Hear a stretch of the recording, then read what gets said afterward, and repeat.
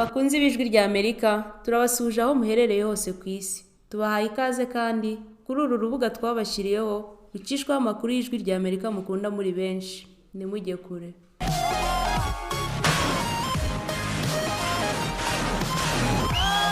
Iyi ni radiyo y'ijwi ry'Amerika ivugira i Washington DC mu Kirundi n'Ikinyarwanda. Nongeye kubasuhuza muri kumwe na Venuste Nshimiyimana. Dore ingingo nkuru twabateguriye. Nyuma y'amatora y'umukuru w'igihugu yabaye muri Senegal kuri iki cyumweru, amajwi ya mbere yabaruwe aragaragaza ko Bassirou Diomaye Faye ariwe uri imbere. Kuva General Muhoozi Kainerugaba yagirwa umugaba w'ingabo za Uganda, bamwe mu babikurikiranira hafi baravuga ko yaba ategurirwa kuzasimbura Perezida Museveni. Asa nkaho afite n'ishyaka ryiwe nubwo atari ishyaka rya politiki rizwi. Museveni yabamubwira ati wowe uracyari umusirikare ntabwo ujya muri politiki. Ababyumva gutyo nkeka yuko batarimo kureba kontekisi Museveni arimo nangwa se yifuza kuba yashyiramo umuhungu we mu myaka iri imbere. Professeur Omar Khalfan, impuguke muri politiki mpuzamahanga n'umutekano. Umushinga w'itegeko ryerekeranye no kohereza mu Rwanda abasaba ubuhungiro mu Bwongereza warenze ikindi cyiciro mu nteko nshinga amategeko, ariko ntiwitezweho kurangira mbere y'ukwezi gutaha kwa kane. Hagati ikaze mu kiganiro Iwanyu mu ntara. Rwere ku makuru avugwa hirya no hino ku isi, ndo kumwe na Tim Harris Ishimwe. Muri Port-au-Prince mu murwa mukuru wa Haiti, abantu barenga ibihumbi 33 barahunze mu mpera z'icyumweru gishize bagerageza guhunga urugomo rw'amabandi yaho. Umunsi umwe mbere yaho, imihanda yaho yari yuzuye imibiri y'abantu baguye muri uru rugomo nyuma y'ibitero byahanganishije amabandi na polisi. Uru rugomo rukomeje kuba mu duce dutandukanye tw'umurwa mukuru w'iki gihugu no mu kandi gace kitwa Delmas, ruraba mu gihe abaturage bategereje itangazo ry'igihe abayobozi bashya b'inzibacyuho bazagiraho. Umuturage utuye hafi y'ahitwa Pétionville yatangarije ibiro ntaramakuru by'abafaransa AFP ko kuwa gatanu wabaye umunsi waranzwe n'umutuzo utarigeze uboneka muri ibi bihe by'urugomo. Yongeye hari koko umunsi wabanje wabaye isibaniro hagati y'amabandi agendana intwaro na polisi, ari naho haguye abantu benshi biriwe bagaragara mu mihanda yo mu murwa mukuru wa gatanu nyine. Ibitero byo kuwa gatanu ni nabyo byaguyemo umukuru w'amabandi witwa Ernest Girme wamenyekanye cyane nka T Greg. Uyu yari yatorotse gereza mu ntangiriro z'uku kwezi kwa gatatu. ONU yatangaje ko abaturage hafi miliyoni 5, icya kabiri cy'abatuye igihugu cyose, kuri ubu bugarijwe n'ibibazo bibarenze by'umutekano no kutagira ibiribwa bihagije, ibyatumye mu mpera z'iki cyumweru turangije ababarirwa mu bihumbi 33 bahunga. Umuyobozi w'ibiro by'ishami ry'umuryango w'abibumbye ONU wita ku biribwa PAM yasabiye igihugu ko cyashyirwa mu bihe bidasanzwe. Haiti ni igihugu kibaho kitagira perezida cyangwa inteko nshingamategeko. Perezida uherukaho Jovenel Moise yishwe muri 2021 kandi amatora ya nyuma aheruka na yabaye muri 2016. Minisitiri w'intebe Ariel Henry nawe aherutse gutangaza ko yeguye kuri uyu mwanya ubwo yari mu nzira ava muri Kenya gusaba ko iki gihugu cyamuha abapolisi bamufasha kugarura umutekano mu gihugu ubwo bari kuba bari mu butumwa bw'amahoro bwa ONU. Kenya yatangaje ko itajyayo ikurikije uko ibintu byifashe. Perezida wa Ukraine Volodymyr Zelensky yari atangaje ko abaturage b'igihugu cye barenga ibihumbi 200 bo mu mujyi wa Kharkiv baraye badafite umuriro w'amashanyarazi ni nyuma y'ibitero bikomeye by'Uburusiya byibasiye imiyoboro yaho. Perezida Zelensky yaraye yemereye ibiro ntaramakuru by'Abongereza Reuters ko umujyi wa Kharkiv wa kabiri mu bunini muri Ukraine nyuma y'umurwa mukuru Kiev wibasiwe n'ibitero bikomeye by'Uburusiya. Ibi bitero byatumye ibihumbi amagana by'abaturage bo muri uyu mujyi babaho nta muriro w'amashanyarazi uza ngo umare igihe cyari gisanzwe. Zelensky yavuze ko inzego zibishinzwe ziri gukora ibishoboka byose ngo abaturage bongere babone umuriro, cyane cyane muri ibi bihe by'ubukonje. Mu mpera z'icyumweru turangije ubwo Uburusiya bwagabaga ibi bitero bukibasira imiyoboro itanga umuriro w'amashanyarazi, byanatwaye ubuzima bw'abantu 5 hafi hari umugezi wa Dnipro. Abandi bo mu mijyi 7 barenga miliyoni nabo bahura n'ikibazo cyo kubura amashanyarazi. Ikigo cy'igihugu gishinzwe ingufu z'amashanyarazi cyaraye gisohoye itangazo ko abaturage b'i Kharkiv nabo mu burengerazuba bw'igihugu ahitwa Khmelnytskyi bakomeje kubaho nta muriro, mu gihe mu gace ka Odessa kari mu majyepfo ho umuriro uhari ariko bateganya kuwufunga. Amakuru avugwa hirya no hino ku isi tuyarangirize muri Ireland, aho Simon Harris yaraye atorewe kuba minisitiri w'intebe wa Ireland. Igisigaye gusa ari ukumwemeza. Yiyemeje kuzafasha abakora ubucuruzi buciriritse, akanibanda cyane ku mutekano ndetse no guhangana n'ikibazo cy'abimukira. Harris w'imyaka 37 y'amavuko abaye minisitiri w'intebe w'iki gihugu asimbuye Leo Varadkar. Uyu yeguye kuri uyu mwanya ku itariki 20 y'uku kwezi ku buryo butunguranye, aho nabo mu ishyaka rye Fine Gael batigeze bamenya ibyo ari byo. Harris ni wa mbere mu mateka ya Ireland ugiye kuba minisitiri w'intebe ari muto. Yamenyekanye cyane mu gihe cya COVID-19, aho yafashije igihugu guhangana n'iki cyorezo cyari cyugarije isi. Bizemezwa neza ko abaye minisitiri w'intebe wa Ireland ku itariki ya 9 y'ukwezi gutaha kwa kane. Kuri we avuga ko azi neza umumaro wo gukora cyane kandi azi neza igikenewe mu mpande zose z'igihugu. Yasezeranije ishyaka rya Fine Gael n'abaturage bose ba Ireland ko azakorana imbaraga zidasanzwe akorera ishyaka ndetse n'igihugu. Arangiza abashimira ku cyizere bamugiriye. Kuba muri Ireland hari ihuriro ry'amashyaka 3 akomeye akorana bishobora kuzabera Simon Harris inzitizi zatuma atagira umwanya uhagije wo gushyira mu ngiro iby'ingenzi yifuza kugeraho. Umushinga w'itegeko ryerekeranye no kohereza mu Rwanda abasaba ubuhungiro warenze ikindi cyiciro mu nteko nshinga amategeko y'Ubwongereza, ariko ntibitezweho kurangira mbere yo mu kwezi gutaha kwa kane. Hagati mu cyumweru gishize abadepite banze ingingo 10 zahinduwe n'urwego rwa Sena kuri uwo mushinga mu ntangiriro z'uku kwezi. Temistokle Mutijima. Mu biganiro mpaka kuri uyu mushinga w'itegeko, Depite Neil Coyle wo mu ishyaka ry'abakozi Leba ritavuga rumwe n'ubutegetsi yisunze raporo iheruka y'ibiro by'ubugenzuzi bw'imari ya leta NAO. Iyo nayo igaragaza ko iyi gahunda yo kohereza mu Rwanda abasaba ubuhungiro izatwara hafi miliyoni 2 z'amapawundi kuri buri muntu umwe mu bagera kuri 300 bagize icyiciro cya mbere cy'abazoherezwa muri iki gihugu. Abaza Minisitiri Michael Tomlinson ushinzwe ibijyanye n'abimukira badakurikije amategeko, Depite Neil yagize ati: ese Minisitiri yaba bizi ko ikigo Virgin Galactic mu kohereza abantu 6 mu isanzure gikoresha amafaranga ari munsi y'ayi guverinoma ishaka gutanga ku muntu umwe woherejwe mu Rwanda? Igiciro cy'urugendo rw'iyi sosiyete ikora ingendo z'ubukerarugendo bwo mu isanzure ku bantu 6 mu mpeshyi ya 2023 cyari kuri miliyoni 2.14 z'amapawundi. Ku itariki ya 19 z'uku kwezi kwa gatatu naho Bwana David Neal wahoze ari umuyobozi mukuru ushinzwe imipaka yabwiye akanama ka Sena gashinzwe ubutabera n'umutekano w'imbere mu gihugu ko umushinga w'itegeko ryerekeye u Rwanda ushobora guhinduka itegeko nta suzuma ryigenga ribayeho. Uyu yongeyeho ko guverinoma yananiwe gutangaza raporo ubwe yakoze ku mibereho y'impunzi mu Rwanda. Ati: raporo yerekeranye n'amakuru ku Rwanda yari yanakoreweho isuzumwa n'urukiko rw'ikirenga ntiyigeze itangazwa kandi akazi karakozwe. Icyo bwacyo ni ikibazo cyihariye. Bwana Neal wirukanywe mu nshingano mu kwa kabiri k'uyu mwaka azira kuvugana n'abanyamakuru ku mpungenge afite ku bijyanye n'umutekano w'ikibuga cy'indege, yanavuze ko guverinoma ishobora kuba isigaje amezi menshi kugira ngo ugene umusimbura, hamwe n'uko umushinga w'itegeko ryerekeye u Rwanda utigeze ukorerwa isuzumwa n'urwego rwigenga. Ku itariki 20 z'uku kwezi kwa gatatu umushinga w'itegeko wagaruwe mu rwego rwa Sena House of Lords, aho uru rwego rwongeye gutsinda guverinoma izindi nshuro 7. Ibyo biratuma uyu mushinga uba ugiye gusubira mu mutwe w'abadepite House of Commons. Aha ariko naho byitezwe ko abadepite bazanga impinduka 7 zakozwe na Sena. Gusa ibyo bizakorwa nyuma y'uko abadepite bavuye mu karuhuko ka Pasika ku itariki ya 15 y'ukwezi gutaha kwa kane. Nubwo hakomeje kubuka gutinda, guverinoma ishimangira ko izabasha kugera ku ntego yayo yo kohereza mu Rwanda abasaba ubuhungiro bitarenze itumba ry'uyu mwaka. Icyiciro umushinga w'itegeko ku Rwanda uheruka kunyuramo mu nteko cyakuruye impaka za politiki, aho Minisitiri Michael Tomlinson yavuze ko impinduka zakozwe na Sena ari impinduka zisenya. Naho Madamu Yvette Cooper ushinzwe kugenzura ibikorwa bya Minisiteri y'Umutekano mu gihugu yisuye umugambi wo kohereza mu Rwanda abasaba ubuhungiro wose urukozasoni rwatsinzwe.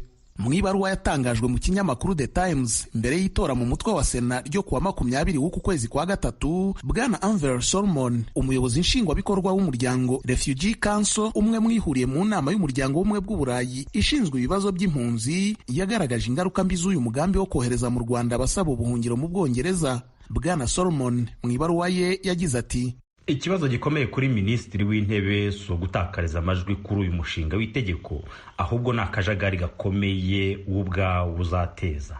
Gahunda y'ubuhunzi iboneye kandi yuje impuhwe igomba kuba itanga inzira zitekanye n'uburyo bwo kumva neza abo bashakira umutekano ku nkombe zacu. Dukeneye ibisubizo bihamye, si politiki zitari za kimuntu. Naho Madamu Dunja Mijatovi, komiseri w'akanama gashinzwe uburenganzira bwa muntu mu muryango w'ubumwe bw'Uburayi, we yavuze ko iri tegeko ritazatambamira gusa ukurenganurwa ku bakorewe ibikorwa bikomeye bihonyora uburenganzira bwa muntu, ahubwo rinakumirira kure abasaba ubuhungiro mu kuba babona ubutabera. Yongeraho ko rizanatesha agaciro ihame ry'ukungana kw'abantu imbere y'amategeko. Urakoze Temistocle Mutijima. Nababwiraga mu ngingo nkuru, Perezida wa Uganda Yoweri Kaguta Museveni Ntibuhaburwa yazamuye umuhungu we mu ntera mugira umugaba w'ingabo za Uganda. Bamwe mu babikurikiranira hafi bavuga ko General Muhoozi Kainerugaba yabategurirwa kuzasimbura se. Amatora y'umukuru w'igihugu muri Uganda mu myaka ibiri, mu mwaka wa 2026. Mugenzi wacu Tim Harris Ishimwe yavuganye na Professor Mark Harfan, impuguke muri politiki n'umutekano mpuzamahanga. Uri urabona, ngira ngo uribuka nangwa se abakurikije ijwi rya Amerika baribuka inkubiri yabaye mu bihugu by'Abarabu ubwo habaga imyigaragambyo yo kurwanya ubutegetsi bubi. Ngira ngo ni muri iriya context usanga abakuru b'ibihugu akenshi iyo bamaze igihe ku butegetsi baba barakoze ibyaha. Iyo ibyo byaha rero kugira ngo umuperezida yumve yuko ari safe, ashobora kuzasohokamo neza, ashaka guteka umuntu yasigira ubutegetsi, yaba cyane cyane wo mu muryango wiwe nk'umwana we. Yabitangiye kera ubwo nyine uriya muhungu yamugiraga umusirikare agenda amuha amaranga, agenda azamuka. Kuba General Muhoozi ubu ngubu ubaye umugabo w'ingabo za Uganda, yari amaze igihe agaragara muri rubanda asa nk'uwiyamamaza. Kuba Perezida Museveni nka se amuhaye iyi mirimo mishya, ntabwo byaba wenda ariko kumubwira ati wowe va muri politiki ukora igisirikare kuko n'ubundi utemerewe gukora politiki? Ibintu byo kuva mu gisirikare, ngira ngo yenda asubiza icyo kibazo yarubajije. Kuva mu gisirikare ujya muri politiki ni ibintu byoroshye. Ni ukuvuga ngo urabona ngo turi muri 2024, mu ntangiriro za 2024. Amatora y'umukuru w'igihugu muri Uganda azaba muri 2026. Bivuga ngo iyo title yamuhaye kuba umugaba mukuru w'ingabo za Uganda muri 2026 bizajya kugera amaze gusa nkaho ahubwo akoze ibindi bikorwa bidasanzwe mu ngabo za Uganda. Ariko no mu rwego rwa politiko, Muhoozi iyo ukurikiye ibyo wakwita psychological behavior yiwe, imitekerereze yiwe, imyumvire yiwe, uburyo n'ibindi umuntu ashobora kwita muri rurimi rw'amahanga ibyo wakwita psychological leadership, muri we yumva yuko azaba uko yamaze asa nk'aho afite n'ishyaka ryiwe, nubwo atari ishyaka rya politiki rizwi. Museveni yamubwira ati wowe uracyari umusirikare, ntabwo ujya muri politiki. Ababyumva gutyo nkeka yuko batarimo kureba context Museveni arimo nangwa se yifuza kuba yashyiramo umuhungu we mu myaka iri imbere. Ni iki General Muhoozi yiteguye guhindura mu gisirikare cya Uganda cyangwa mu gisirikare cy'akarere muri rusange? Urabona Muhoozi abaye umugaba w'ingabo mukuru w'ingabo za Uganda mu gihe mu karere wa mugani harimo n'ibibazo by'umutekano mukeya, cyane cyane hariya mu burasirazuba bwa Kongo, aho Kongo nubwo buriya abantu bajya babona ko Kongo Kinshasa kenshi yibanda ku Rwanda, ivuga ko u Rwanda ari rwo rushyigikiye uriya mutwe wa 23, ariko andi makuru ahari ndetse yizewe navuga yuko Kongo ishyira mu majwi n'igihugu cya Uganda mu gufasha nyine uriya mutwe wa M23. Hari Twitter Muhoozi ahetse gushyiraho vuba ngaha ivuga ngo arashaka ko haba igihugu kimwe kiri federal, umuntu yakwita igihugu cyo mu burasirazuba bwa Afurika, noneho akavuga ko rwose cyayoborwa n'umwe mu baperezida ndumva yashyize mu majwi perezida wa Kenya, noneho wakavuga ko yifuza, urumva ibyo yifuza nari nabyo yabonye nubwo abibonye ku rwego rwa Uganda, wakavuga ko yifuza kuba yakibera icyo gihugu nyine cyiyunze, avuga ngo kiva ku nyanja y'Abahinde kikagera ku nyanja ya Atlantique. Urumva ko abashyizemo na Kongo Kinshasa nyine igenda ikagera ku nyanja ya Atlantique. Noneho aravuga ati igihe nifuza kuba naba umugaba mukuru w'ingabo w'icyo gihugu.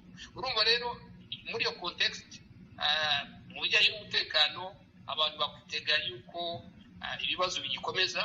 Ibyo rero nibyo Muhoozi wavuga, ariko Muhoozi akayivuga muri context yo kuvuga ko icyo gihugu cyayoborwa nyine abantu bakigiramo amaboko cyane, ari ba Muhoozi, ari u Rwanda, noneho ubukungu burimo ugasa nkaho busaranganywa n'abo bantu bakeya. Niko njye nabivuga. Bwana Omar Kalfani, umusesenguzi mu bya politiki mpuzamahanga, ndagushimiye cyane kuba wemeye kuvuga n'ijwi ry'Amerika. Nanjye ndabashimiye kuba mwadumiye. Mukomeje kumva radiyo y'ijwi ry'Amerika ivugira Washington DC mu Kirundi n'Ikinyarwanda. Nyuma y'amatora umukuru w'igihugu yabaye muri Senegal muri iki cyumweru, amajwi ya mbere yabaruwe aragaragaza ko Bassirou Diomaye Faye ari we uri imbere. Akanama gashinzwe gutegura amatora kavuze ko ayo majwi areba 1/3 cy'amajwi yose. Abakandida 5 kuri 17 bitoresheje barangije kubwira Diomaye Faye ko bishimiye ko yatsinze. Umukandida w'ishyaka ryari ku butegetsi we ntacyo aravuga. Abamushyigikiye bizeye ko hashobora kuzabaho indi nshuro ya kabiri yo gutora. Abashyigikiye Bassirou Diomaye Faye bagiye ku cyicaro cy'ishyaka rye kugaragaza ko bishimiye intsinzi ye. Ati twaje hano gusaba Amadouba guhamagara perezida watowe n'Abanyasenegal ku nshuro ya mbere y'amatora ku bwiganze bw'amajwi. Bassirou Diomaye Faye akamuhamagara nk'uko bisanzwe bikorwa hano muri Senegal mu migenzereze isigasira repubulika, kuko nta kizabihindura. Bassirou Diomaye Faye yatorewe kuba perezida wa repubulika. Nafissatou Diallo wo mu ishyaka PDS rya Karim Wade ryahamagariye abayoboke baryo gutora Bassirou Diomaye Faye. Iyi ni radiyo y'ijwi ry'Amerika ivugira Washington DC mu Kirundi n'Ikinyarwanda. Ikibazo cy'ikipe ya Dinamo y'umukino w'intoki wa basketball mu Burundi kigenda gifata indi ntera, aho abakunda uyu mukino wa basketball mu Burundi bakomeje kumvikana bavuga ko bo batazi impamvu politiki yavangwa na siporo, ndetse bakumvikanisha ko ibyo abategetsi bavuga ari imvugo za politiki ntaho bihuriye n'ukuri. Ni nyuma yaho iyi kipe yivanywe mu irushanwa rya BAL yari yagiyemo muri Afurika y'Epfo imaze kwanga kwambara imyambaro iriho ikirango cya Visit Rwanda. Inkuru irambuye Desiratungimana. Mu kiganiro n'abamenyeshamakuru kuri wa gatanu, Jean Paul Manirakiza arongoye ishyirahamwe rya basketball mu Burundi FEBABU, kugeza uno munsi ntiyumva igituma umugwi wa Dinamo wakuwe mu mahiganwa ya BAL. Amenyesha ko abarongoye BAL bakoze amakosa mu gukumira umugwi wa Dinamo wirukanywe muri ayo mahiganwa kubera waciye kubiri n'amategeko agenga iryo higanwa. Kubwiwe ngo siko vyategezwa kugenda. Mategeko iyo umuntu amaze gukina match ya mbere muri competition nuko babemeye ibikurikira, kandi match yarabaye comptabilize, yaraharuwe, iremegwa, barabakinishije ntabwo batubajije. Iyo batubaza hari kwabwira ati yego ni mugire kujya nyene, hari kwatubasaba ko abandanya kujya nyene. À notre grande surprise, comme tout le monde, tubona yigira kabiri wa telefone. Ibyo kuba byiza bari gukina kujya nyene, bari basanzwe bakinye uko bari barabibemereye hakiri kare. Jean Paul Manirakiza arahamuriza abakunzi ba basketball kugo rukino rutagiye guhagarara mu Burundi. Amenyesha ko bafatikanije n'ishiramwe mpuzamashirahamwe mu Burundi, Comité National Olympique n'ubushikiranganje bw'inkino baticaye kugira basketball igume itera imbere. Ibikorwa birakogwa kandi tuguma tubona ko bishobora kubavansa neza. Udushigikire nimwe wese icyo ashoboye agiterere federation igishikane aho kugiye gushikana.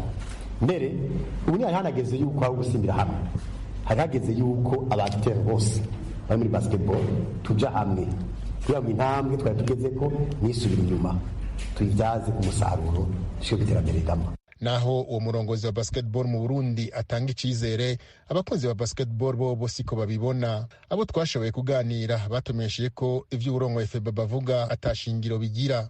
Baba bakinyi, abahoze bakina n'abarongoye imigwi twarondeye kugira batubwire ico bibaza ku cizere bahawe n'uwurongoye Febabu ntibashimye kugira ico bavugiye kuri mikro z'ijwi rya Amerika.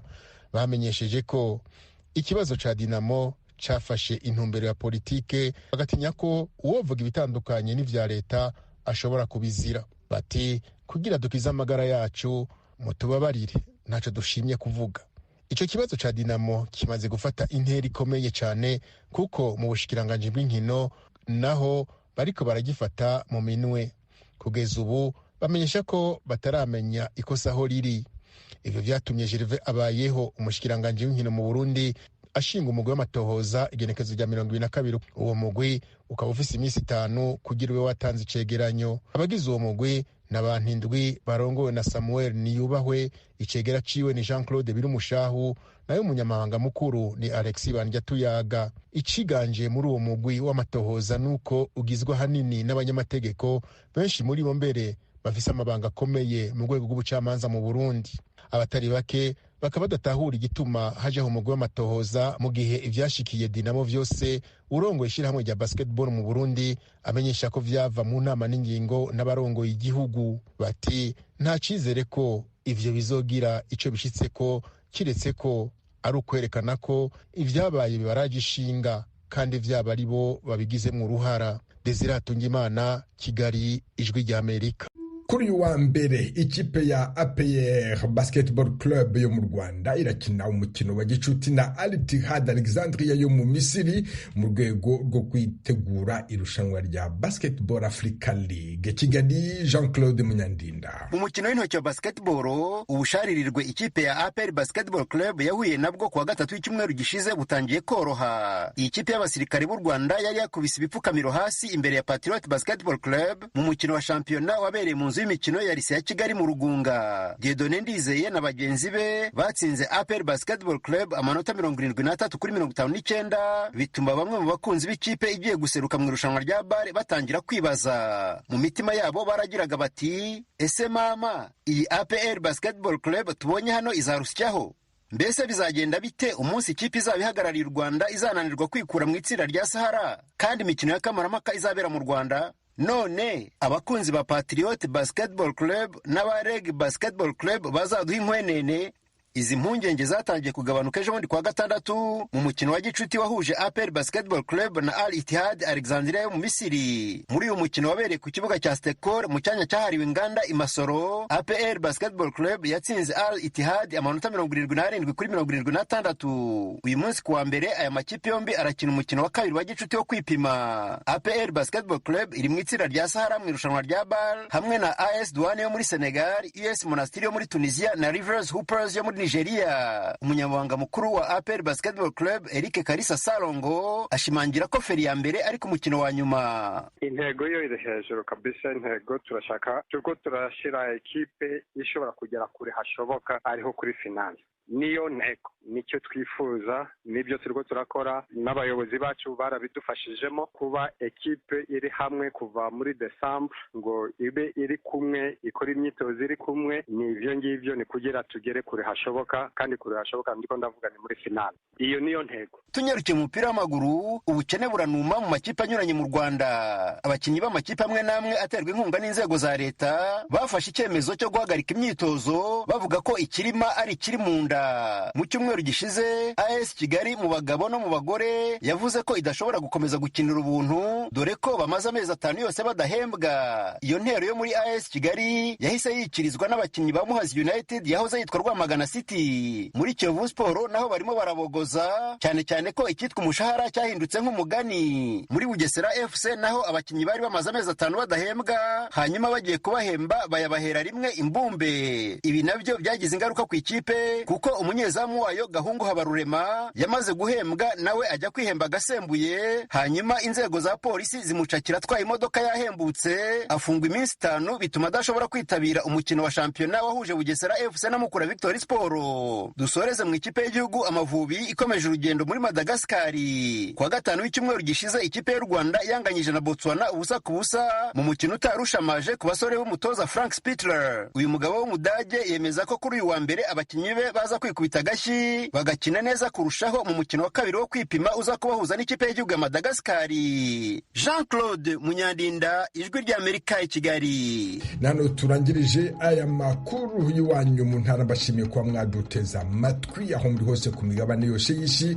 Dukomeje kandi gahunda yo gusigasira umuco karande n'ururimi gakondo, dore umugani uyu munsi usiga umugeni mu cyanzu ukajya gushaka uwo mu cyavu. Umunsi mwiza, mwari kumwe na Venuste Nshimiyimana.